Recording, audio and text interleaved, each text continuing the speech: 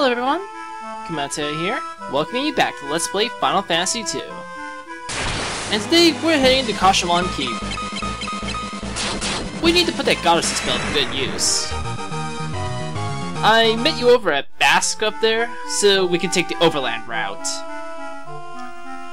If you have the cash to spare, you could just go to Poft and have Sid take you there on his airship.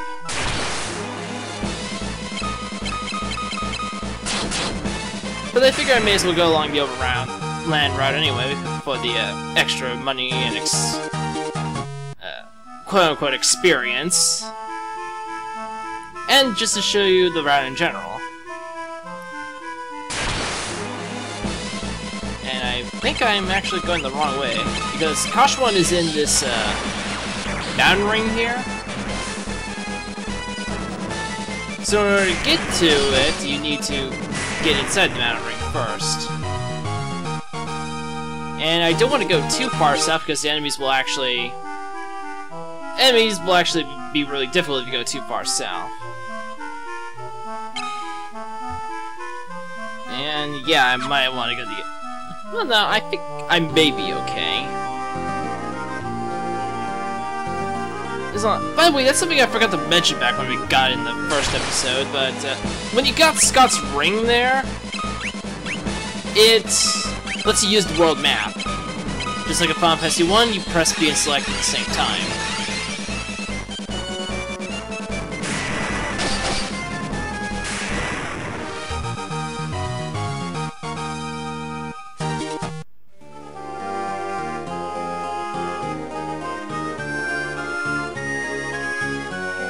See that desert there?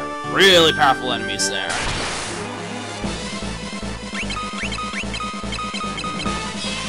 So like I said, you want to avoid going too far south. But we've made it... almost.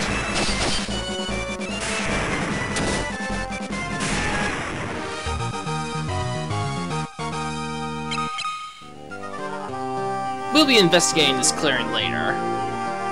For now, you want to head north, and here we are.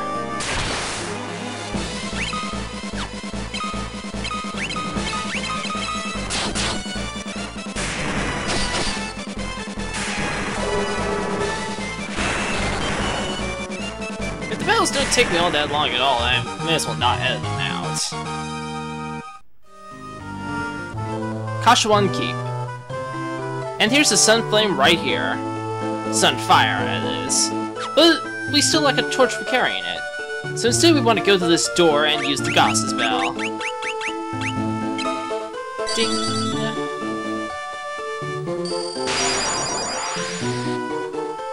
Alright. And here's Gordon. So that's where he went.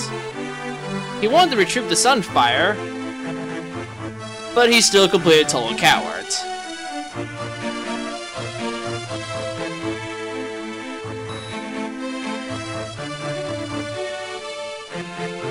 He asked him to be our guide, but apparently he doesn't even remember this place at all.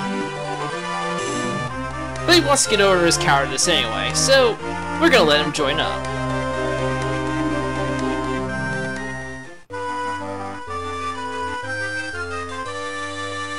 And thus Gordon joins the party, and he's surprisingly well balanced.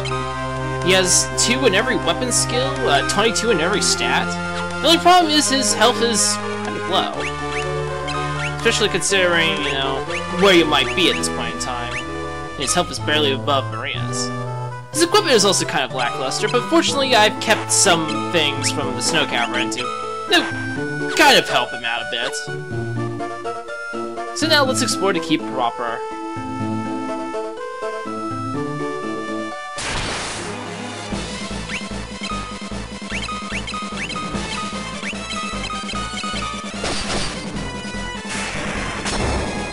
For the random battles in this area, don't worry too much about conserving your magic for the end. You'll see when we get there.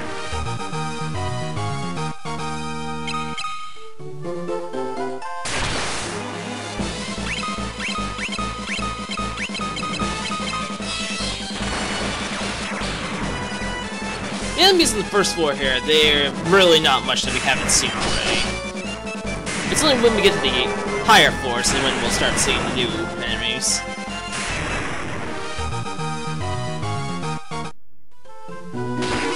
Here, Tom.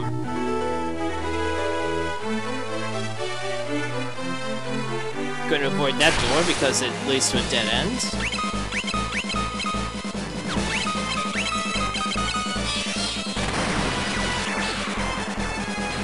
Just gonna teleport everything that's in my way.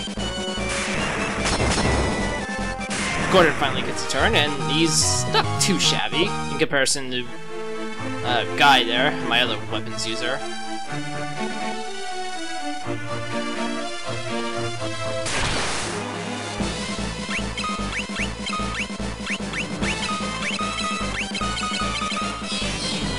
I'm gonna be using Cure on the undead enemies just to, you know, help build up the Cure magic and also apply some damage to them. And maybe even knock them out if I want to. If I'm able to, that is.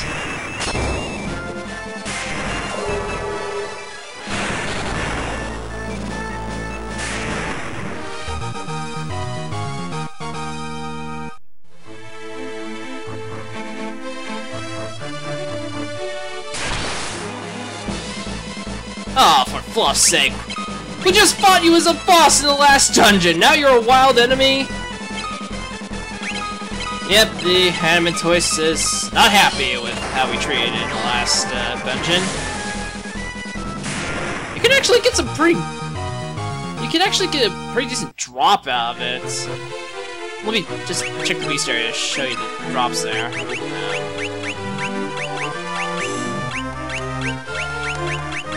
And I went past it. There it is. Yeah, you can get a diamond shield from it. That's pretty nice. It resists lightning and it's pretty good evasive shield.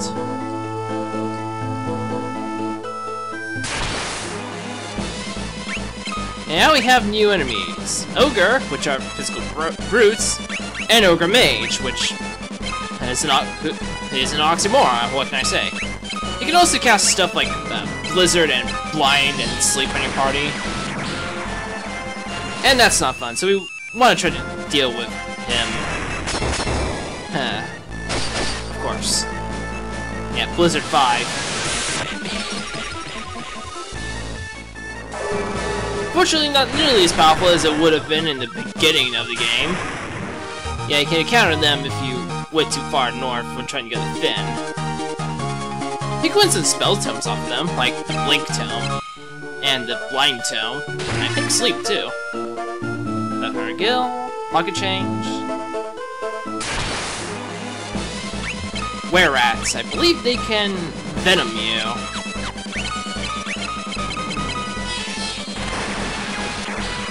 I don't have a Suna to deal with that, but I do have plenty of antidotes. They also don't have that much health, so I'm not too worried about it.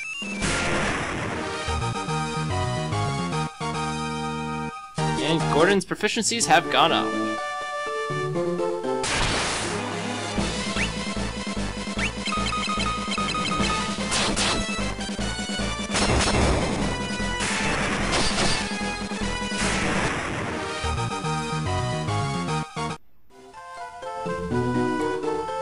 Floor 3. Uh-oh, we have Wraiths. These are the first enemies in the game that will actually start draining your health via physical attack. Those types of attacks tend to be obnoxious because they really don't give a fluff about your defense whatsoever. But they don't become really threatening until the end game.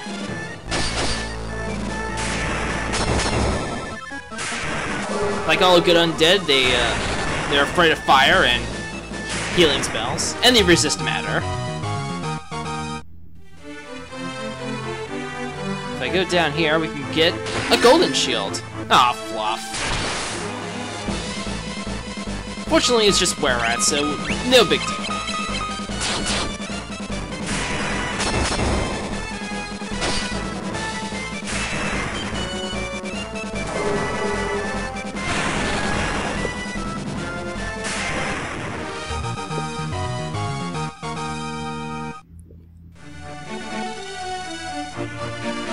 The Golden Shield is a small improvement over the Mithril Shield, and it resists poisoning. That could be kind of handy. Oh, not you again. Didn't you learn your lesson the last 2 times? Go away. Give me a Diamond Shield while you're at it. Oh well. It's not that big of a deal.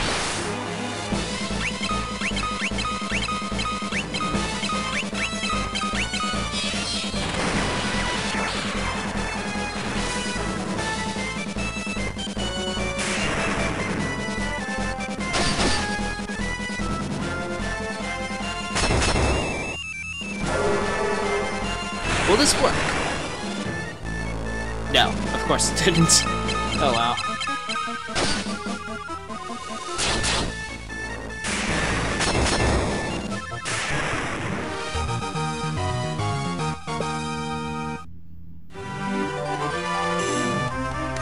Kashuan Keep, for the most part, is fairly straightforward. With only a few dead ends. I'm not sure what secrets he was talking about. I think maybe he was referring to the doors. Ah, there's the venom status. It's basically permanent poison.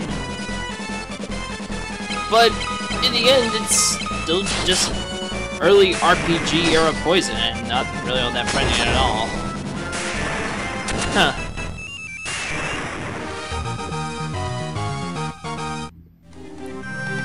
I don't have a Suna for that now, so... time down some antidotes.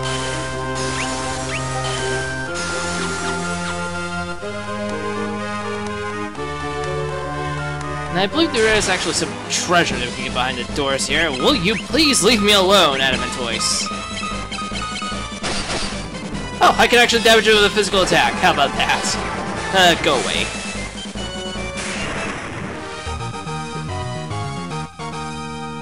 I even got a proficiency level out of that. Nope. I know one of these doors has treasure in it, I'm pretty sure.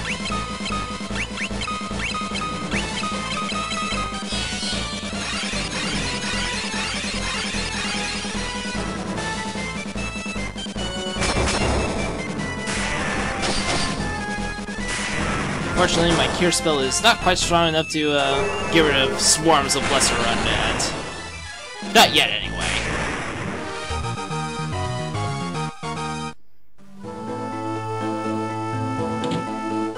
Not that door. No.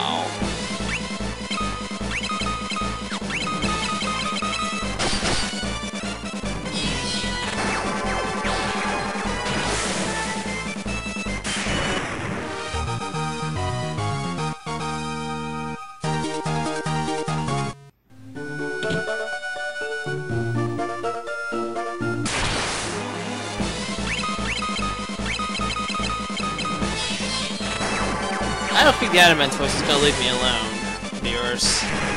I think it likes me too much. No matter how many times I send it to the 4th dimension. Was it this door? Aha! Here we get a Werebuster, which is effective against were creatures. What enemies are considered were creatures? Fluff if I know, I don't use it. It's a mace, a mithril axe, and a mithril sword. And this door is... yeah. To the stairs. Later.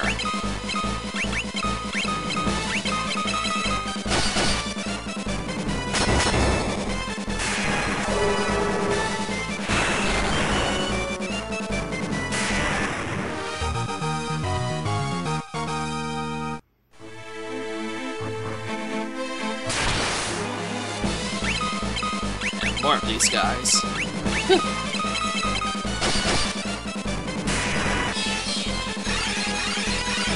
Listen, to get more cure usage out of it.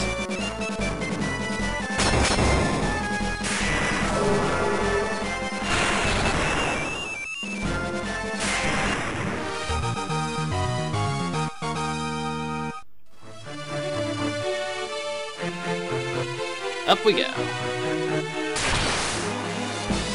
Floor 5. Man, these floors here are actually pretty, this castle's pretty tall. There's the blind status. How many people will it hit? Only Gordon. Oh well.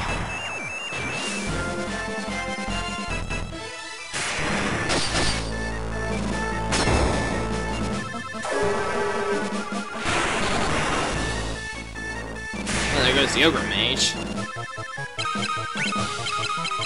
Now for the Land Turtle.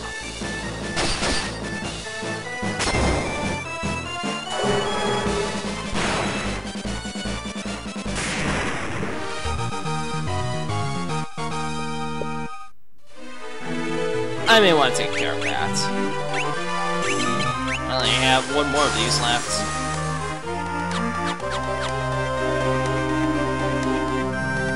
This door, I believe, yeah. I'm exploring!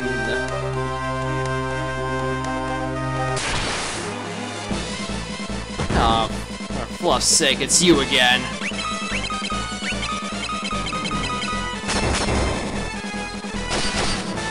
I thought you were supposed to be a rarer encounter than this.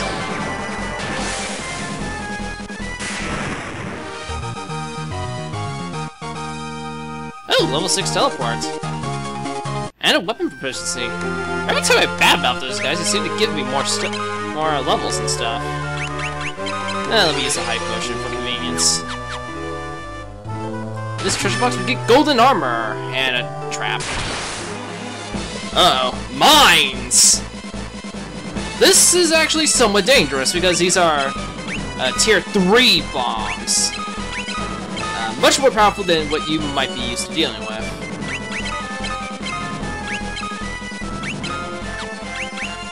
I believe it's either this tier or the next tier of bomb that if you damage them and don't kill them before you do that.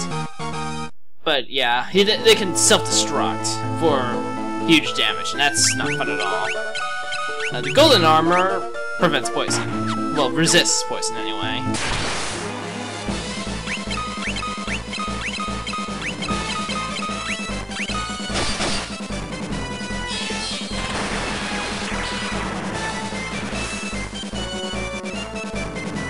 No, teleport is at level 6 and still missing constantly. I think that's because I have a weapon and shield on Firion.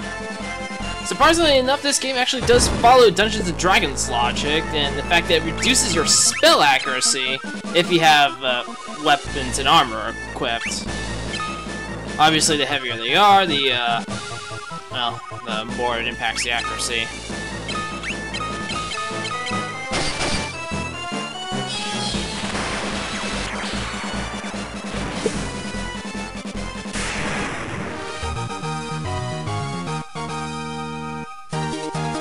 I got a Mithril shield and a Mithril helm at the very least. I can at least give Gordon something for his head now.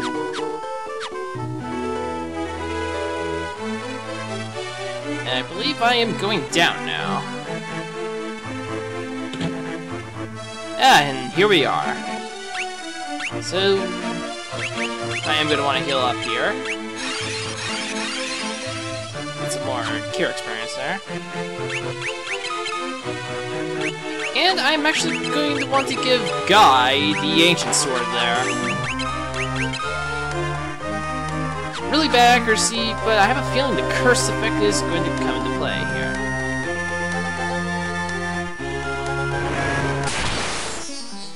Boss time against the Red Soul and all fluff. Something to be noted about the Red Soul, it absorbs every single magic element in the game, including matter.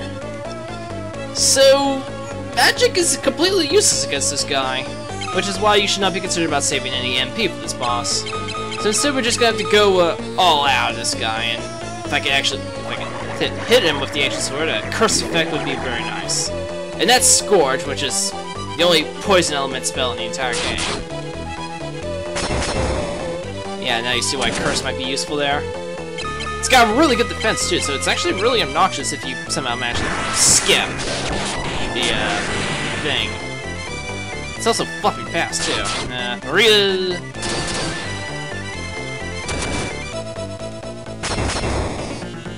Maria might perish actually.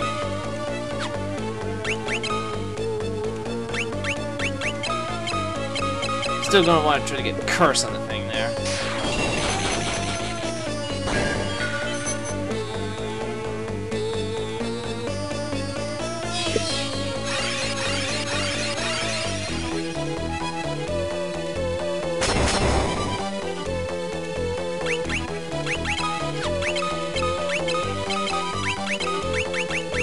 Maybe I can not try to revive her. Well, it looks like Maria's missing out. Oh well.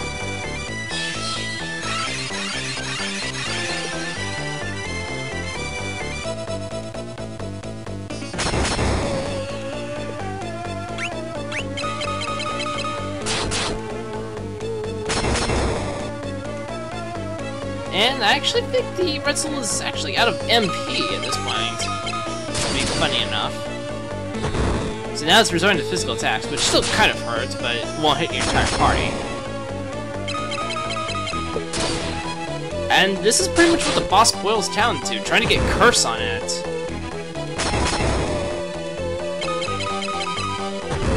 Ow. Cut that out.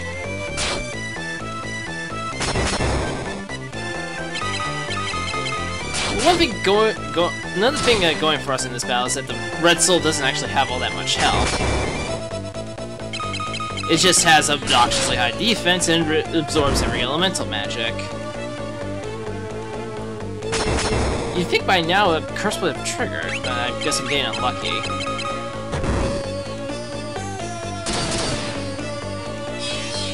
Got a critical hit on the thing there. Still no curse though. You would tell because there would be a status bubble.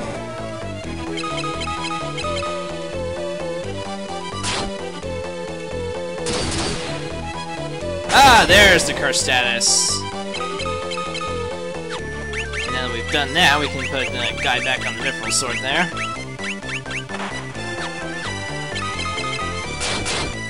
So now we can inflict some actual damage on the guy. And his physical attacks won't hurt so much anymore.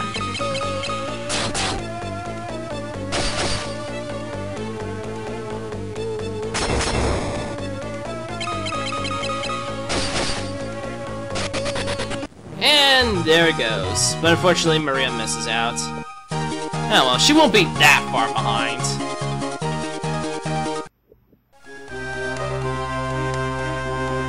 I'll go back to Bask later and revive her. But if we open this treasure box, we can get Igel's torch! Awesome, now we can carry the Sunfire with us. So I'm just going to teleport back to the entrance there right quick. It's cheaper than backtracking, but I still have to heal up.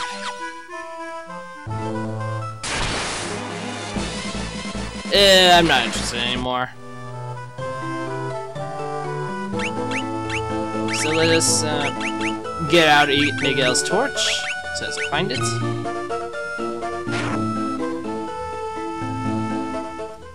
And we steal the Sunfire. Seriously, it's just gone now. Holy fluff. Well, we've done that, now we need to go get to the Dreadnought and...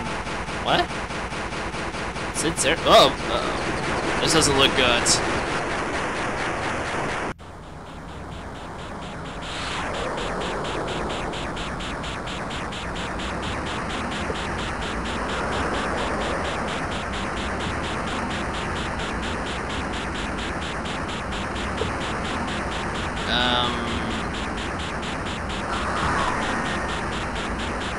Oh, watch yourself! It's the claw!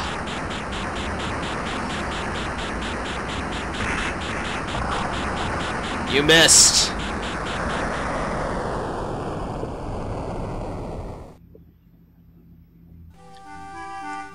Well, that was interesting and stuff. But can we figure out what was going on with Sid and the airship there? Find out another time. I'll see you there. Take care now.